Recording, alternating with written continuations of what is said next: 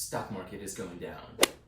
Everybody has been saying that for the past year and a half, 2 years, 3 years, and look at us making higher highs on S&P 500 and New York Stock Exchange. It would be great to have a constant growth of 15 to 20%, which we have been seeing for the past decade in our stock market and our economy, but there's no way we can continuously grow with no rebound, with no balance. So today I'm going to go ahead and talk to you guys about what exactly I'm going to be doing when the stock market starts to go down. We have been seeing growth of 15 to 20% every single year for the past decade. That is awesome, but it cannot continue forever. Eventually, something is going to have to happen. There's going to be a catalyst that will result in the stock market inverting and balancing itself out. Majority of the people who are actually predicting the stock market to go down, they're predicting it to go down a sufficient percentage, anywhere from 50 to 70%. That is scary. If you have all your money that you've been saving up, that you've been investing into the stock market, and all of that goes down and you lose 50 to 70%, that's crazy to me. I'm gonna have to be a little bit more reserved in that. I'm gonna have to make sure that I don't lose that big chunk of money, and I do not want you to do the same.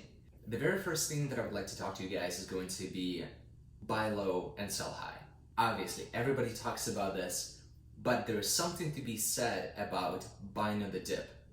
If you're new to the stock market, you know that buying on the dip would be a great idea. Because if you see that the stock that you're planning on buying, that you have faith in, is on sale and just dropped 10%, there's supposed to be a reason that acted as a catalyst for that stock to go down 10, 15, 20%. It doesn't necessarily mean that it's going to go up right away. You need to read some news and you need to understand why exactly it ended up going down. Here's an example. Ticker symbol BA, so Boeing company, the stock of that company ended up going down more than 5.5% within just a couple of days. Why did that happen? Because they found a flaw in the system and they were not able to produce any more planes. You need to understand what exactly needs to happen for the stock to actually go back to the same previous price from which it had a sufficient loss. That's what actually happened to me, because when I was trying to buy Tesla about 3 years ago, I was thinking that, hey, wow, this is a great opportunity to buy as soon as their earnings came out and they lost about 10% of the value. I bought in, and then the following day it started going further and further down and further down and further down. Obviously right now they're way higher than they were before 3 years ago, but at the same time, who wants to hold it for 3 years, especially if you're a day trader and swing trader? If you're not an investor. If you're an investor, different story. Anyways, I'm gonna stop talking about this.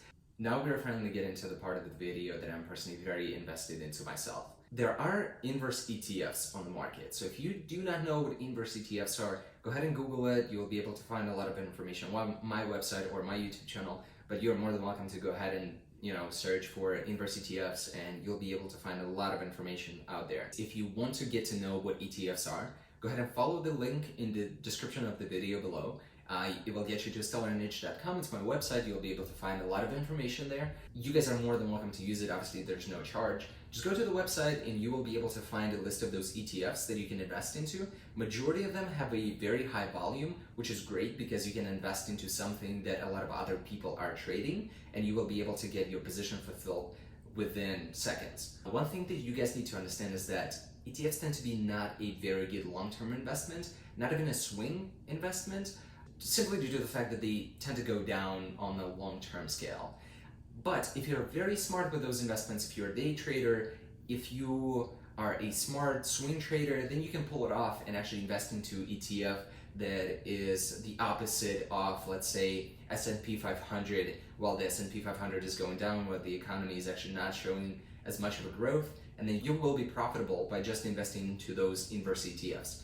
This is one way to make money, and this is what I'm going to be doing. If I see that the stock market is going down, I'm going to invest into something that plays against a certain index or a certain portion of the niche of the market.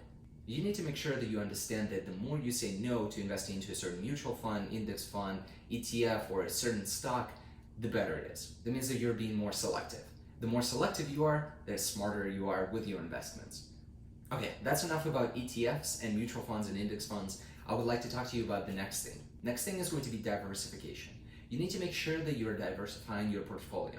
When I say that, you need to make sure that you're investing into something that either pays dividends or has a lot more resiliency to the stock market volatility.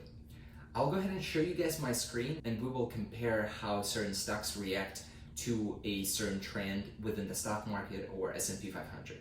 Perfect. So now, since we're in my account, for those of you guys who are interested, I'm actually using Thinkorswim platform by TD Ameritrade. It's a free platform and it's provided to everyone who is opening a brokerage account with TD Ameritrade. Here on the left hand side, you guys can see the Amazon graph from December 3rd to December 24th. And on the right hand side, we are going to be looking at the same exact dates. The very left graph represents the Amazon and the right one represents the Waste Management. Here we are going to be looking at the volatility of both of these stocks. During the same period of time of 22 days, Amazon ended up going down 25.5%, while Waste Management only ended up going down 12.32%. What does that tell us? Is that when you're choosing a stock to invest into, whether it's a short-term, long-term, you have to consider the general trends of the market and their influences on the stocks that you're going to be investing into. The main thing that I want you guys to take out from this is that certain companies will be losing or gaining their value back a little bit slower or a little bit faster than some other stocks. We just talked about not buying on the dip or being very smart while buying on the dip, making sure to utilize the list of inverse ETFs or just regular ETFs, and diversifying your portfolio. And smashing that like button below. I hope you guys enjoyed this video, and go ahead and leave a comment below of what you're going to be investing into while the stock market is not doing as well as you would want it to. And yeah, I appreciate you guys. Have a good one.